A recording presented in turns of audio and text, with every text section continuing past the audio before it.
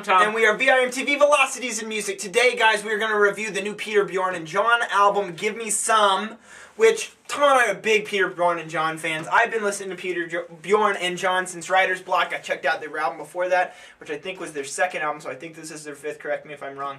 And then we reviewed Living Thing. That was one of the throwback 2009 reviews we did right when we started the site. And we both were big fans of that one. I know you love that album. Oh, yeah. And then Gimme Some, which is a new, fresh take on Bjorn and John. These guys are great. I really do like their attitude because they're always looking to change their sound without going away from who Bjorn and John are. It's like they have this really deep look into their own selves and the music that they write, and they're always very consistent with their style. They know who they are and what they sound like, and that's something that I really get a kick out of. But this album, the first thing that I heard on Gimme Some was this punk influence.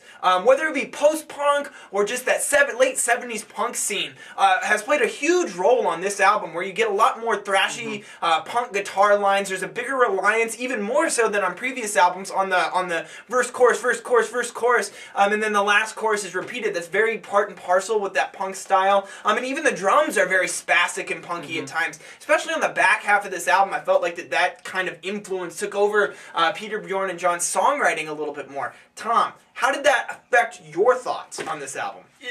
It definitely was not what I was expecting. Right. But then again, are these guys really... Can you ever predict what they're going to do? No. No, you can't. And I mean... You know it's going to be catchy. Yeah, coming out of... Well, that's true for sure. I mean, their vocal hooks are just... They're unparalleled. You can't beat them. But Living Thing, I mean, coming out of Living Thing was a huge risk of an album. It was. And a lot of people did not like it, which is understandable. I loved it. I thought it was brilliant. I loved just the minimalist sound and the way the beats were constructed. Well, they take this in a very different direction. This is still, well, you know, maybe not all the tracks, but some of the tracks, still pretty simple, pretty minimalist, but just the instrumentation and the production is very different from their last couple of albums. Like you said, a lot sharper. It does harken back to that late 70s sound.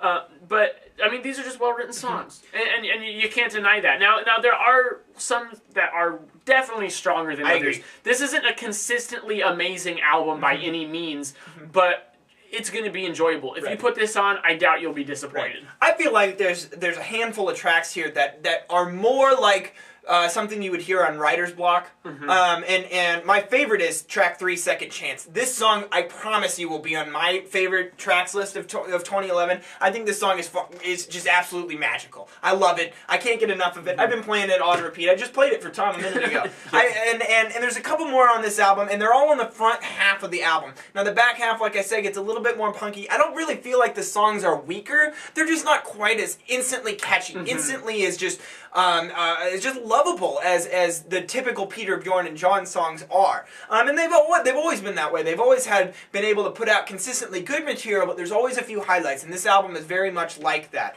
It just kind of comes down to whether you dug that punk style or not. Me personally, I thought this was a great album, just like Tom said. Not quite mind-blowing or fantastic. It's not even good enough to me to really be in that 80s range, just because I kind of feel like that there was just a little bit of they could have structured it a little bit better, maybe a little bit of displacement in there, but overall, a good album. Yeah, the only really disappointing thing about this is just that I know these guys can be more experimental. That doesn't mean everything they do has to be the most out there thing I've ever heard.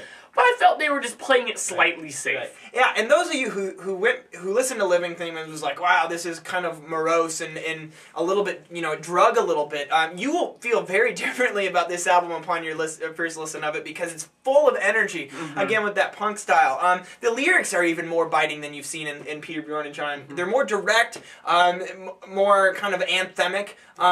It's a fun listen. I would definitely recommend it. I'm going to go 76. I'm going to go 79. Yep. So, what do you guys think? Is this what you want to hear out of Bjorn and John? Is this an avenue of the Bjorn and John sound that you guys are pumped about, that you're excited that they've taken it this direction, or were you kind of bigger on the other stuff? Let us know. Leave us a comment at www.velocitiesinmusic.com or youtube.com/velocitiesinmusic.